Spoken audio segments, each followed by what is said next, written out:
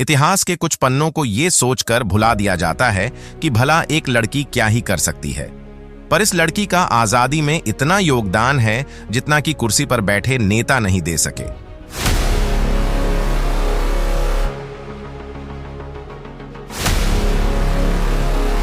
तो आइए जानते हैं इसकी पूरी कहानी।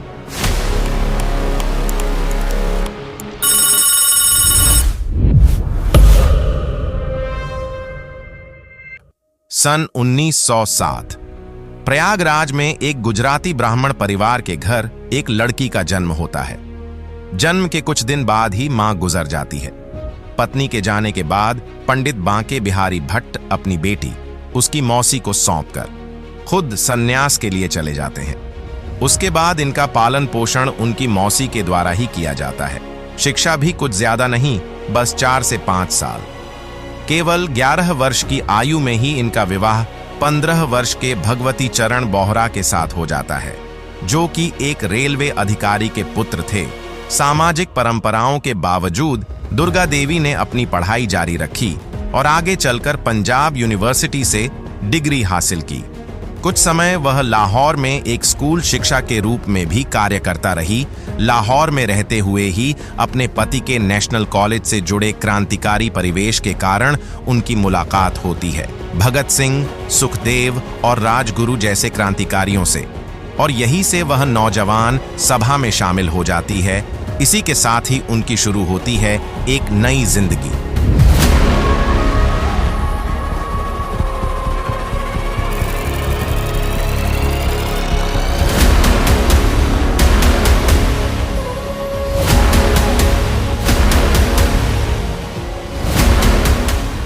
क्योंकि वह बोहरा की पत्नी थी, इसीलिए क्रांतिकारी उन्हें भाभी कहकर बुलाते थे।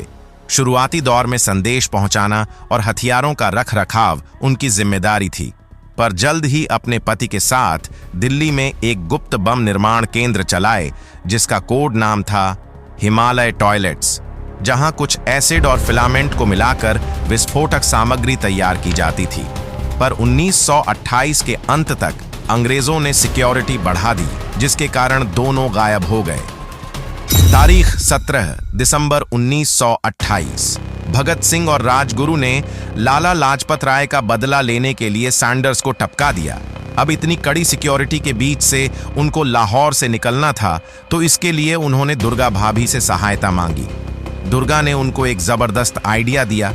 उन्होंने भगत सिंह की पत्नी बनने का नाटक किया और अपने 3 वर्षीय पुत्र को साथ ले जाने का फैसला किया, ताकि किसी को संदेह ना हो।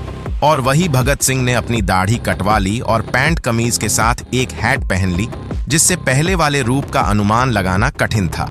और आपने यह वाली तस्वीर तो देखी ही होगी। और राजगुरु उनके नौकर के रूप में चले गए। स्टेशन पर लगभग 500 पुलिसकर्मी तैनात थे। जब एक अंग्रेज अधिकारी ने पहचान पत्र मांगा, तो दुर्गा भाभी अपने बेटे को लेकर भगत सिंह से झगड़ने लगी। उनकी तू मैं सुनकर अफसर ने हाथ खड़े कर दिए और उन्हें चले जाने के लिए विनती की, और इसी के साथ योजना सफल हुई। कानपुर में ट्रेन बदली और सभी कोलकाता पहुंच गए। दुर्गा के पति ये देखकर बहुत हैरान हुए कि इतनी कड़ी सुरक्षा में भी ये तीनों लाहौर से बाहर कैसे पहुंच गए। दुर्गा के कारण ही भगत सिंह गिरफ्तारी से बचे रहे। 8 अप्रैल 1929 को भगत सिंह और उनके साथी ने असेंबली में बम फेंक दिए। हालांकि उनका उद्देश्य किसी को मारना नहीं था, पर फिर भी उन्हें गिरफ्तार कर लिया गया और इसी के साथ उन पर सॉन्डर्स को मारने का केस भी ओपन हो गया।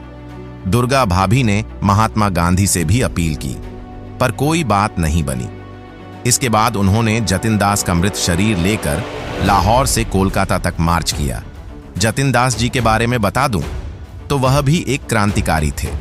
गिरफ्तार होने के बाद उन्होंने अंग्रेजों से साफ खाना और पानी की मांग की, पर अंग्रेज खाने में कंकर और पानी के बदले दूध पीने को देते थे, जिसके कारण उन्होंने भूख हड़ताल की। 63 दिन भूखा रहने के कारण उनका शरीर दम तोड़ गया। 63 दिन भूखा रहना कोई साधारण बात नहीं थी। 1930 में बम फटने के कारण उनके पति की भी मृत्यु हो गई और अब सब्र का बांध टूट गया और दुर्गा ने खुद हथियार उठा लिया।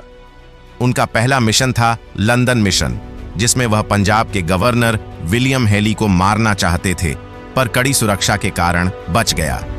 8 अक्टूबर 1930 की रात को दुर्गा देवी और सुखदेव ने मुंबई के एक पुलिस स्टेशन के पास खड़े सार्जेंट टेलर और उसकी पत्नी पर गोलियां चला दी, पर किस्मत से वह बच निकले।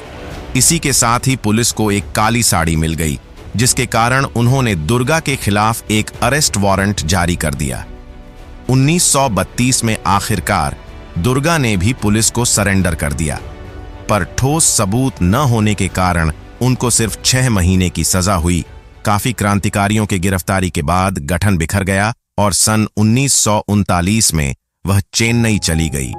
1 साल प्रशिक्षण लेने के बाद 1940 में उन्होंने लखनऊ का पहला मोंटेसरी स्कूल गरीब बच्चों के लिए खोला और आगे चलकर ये मोंटेसरी इंटर कॉलेज बन गया। 1947 में आजादी मिलने के बाद वह गाजियाबाद चली गई और अपना बाकी जीवन बच्चों की शिक्षा के लिए दे दिया। 15 अक्टूबर 1999 को गाजियाबाद में 92 वर्ष की आयु में उनका निधन हो गया। बहुत दुख की बात है कि अपना पूरा जीवन जिस देश के लिए समर्पित किया, आज उसी देश ने उनको पूरी तरह भुला दिया। वीडियो अच्छी लगी हो तो लाइक करें, शेयर करें और सब्सक्राइब करें। धन्यवाद।